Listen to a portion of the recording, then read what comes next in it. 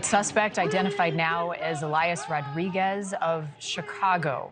He was observed pacing outside of the museum before this shooting happened. The shocking attack prompting Israeli missions to beef up security. D.C. police say they do not believe, however, there is any ongoing threat to the community. Joining us now is Yanni Callan. He witnessed the shooting, and his wife organized the event where this all took place. Yanni, thank you for being with us this morning. I know it's difficult, but take me back to that moment and what you saw. Yeah, so before we dive into the event, the series of events that happened later in the night, I just want to talk about the irony of what happened. The American Jewish Community put on an event with over 30 embassies from around Washington, D.C., members from the State Department and other officials. And this was an off-the-record conversation between two NGOs, the Multi-Faith Alliance and IsraAid, working together, Israeli and Palestinian, Muslim, Christian, and Jewish organizations partnering to bring aid into Gaza. So this wasn't a political conversation about Israel, about Gaza, about the war. This was all about humanitarian aid, the focus of getting food and supplies to the people that need them. And so right around the time of 9:07, 9:10-ish, we heard between 10 to 15 gunshots outside. At this time, most of the security measures were starting to take place. Sorry, my dog is barking in the background here. 1 second. We had security measures being taken place. The security guards were dragging or bringing everybody towards the back of the museum. And at this time, two of the people that recently left the event. It's okay, Yanni. We can't hear the dog hardly. Don't worry about it. Okay. So two of the people that left the event came back in, and this is when the now suspected shooter came in with those two people. None of us knew at the time that the shooter was the shooter.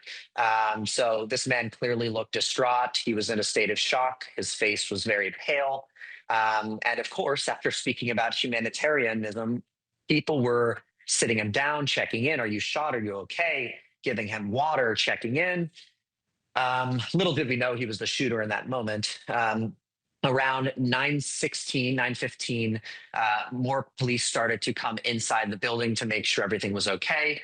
At this moment, the shooter walks up to the police, tells them he is unarmed, admits to the shootings and says, "I did this for Gaza, free Palestine. There's only one solution, Intifada revolution. And as you know, the chants go, the free Palestine."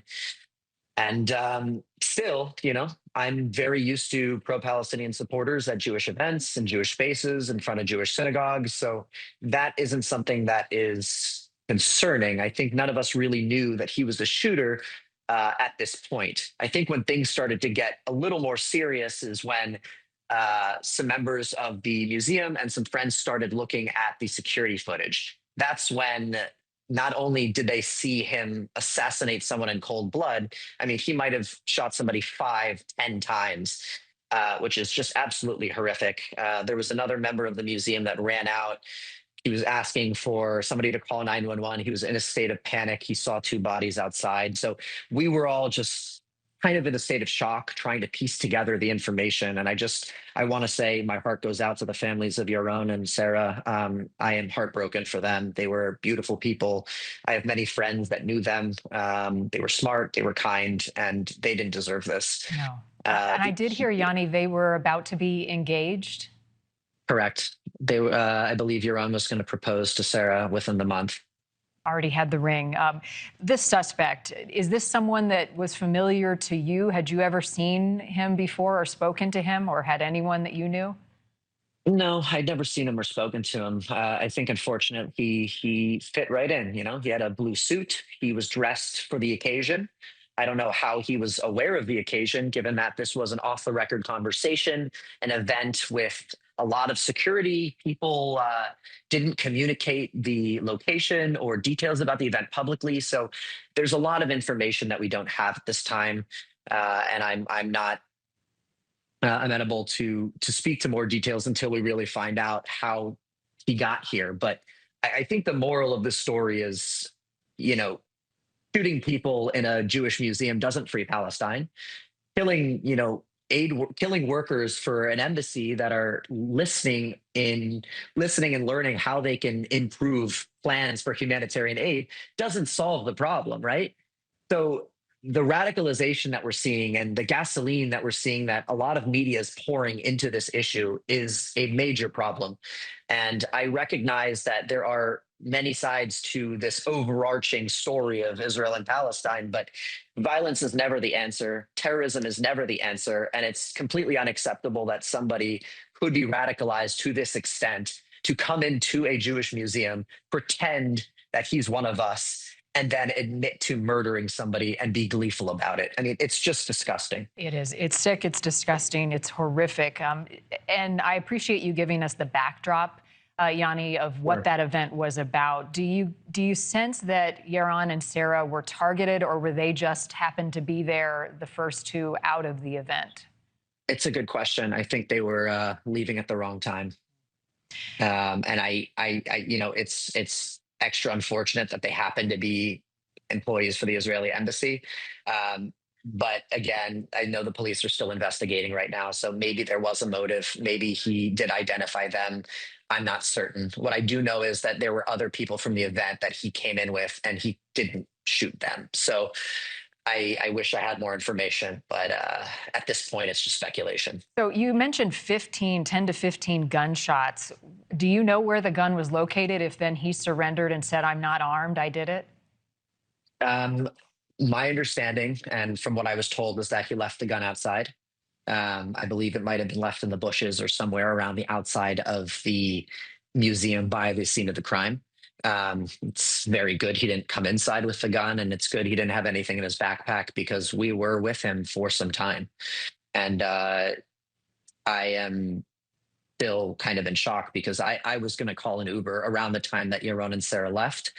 My wife was still working the event, and so I decided to stay with her. But this could have been me. This could have been my wife. I mean, it's just a series of unfortunate events and a very, very, very horrific moment for the Jewish community and the greater community of Washington. I mean, this type of murder anywhere is horrific and should never happen, especially in 2025. Yeah. I thought we were past this. How much time passed, Johnny, between when you heard the gunshots and when he surrendered to police? How long was he sitting amongst you all? It could have been between, I've been saying around 10 minutes, maybe 10 to 12 minutes overall. So it was some time. And most of the people in the museum were not interacting with him. He wasn't saying much. He was clearly also in a state of trauma or panic. And of course, the museum staff were trying to comfort him.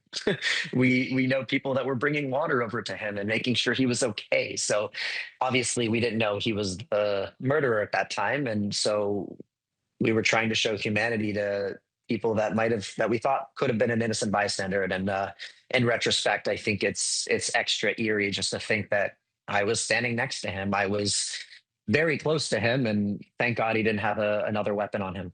Yeah, I know it's still fresh on your mind, but how are you processing all of that and the continued threat? We just mentioned statistics that anti-Semitic attacks have been up for the past year at sites all over the country.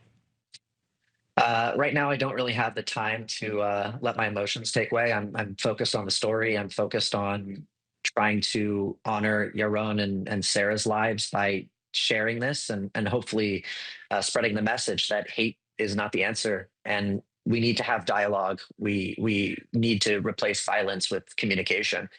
And the only way to peace is by bridging our cultures, our backgrounds, working together. And that's what this event was about, was how can we successfully create positive humanitarian change through supporters of, through a Palestinian woman, an Israeli man, and a multi-faith alliance of Christians, Jews, and Muslims working together and raising money. So I still am very much adamant that this story is an unfortunate and horrible one, but I don't want their lives to be lost in vain. And I think we need to come together as a community to support each other and work towards dialogue and not violence. You are so right. You all were working to build bridges, and it was shattered by evil.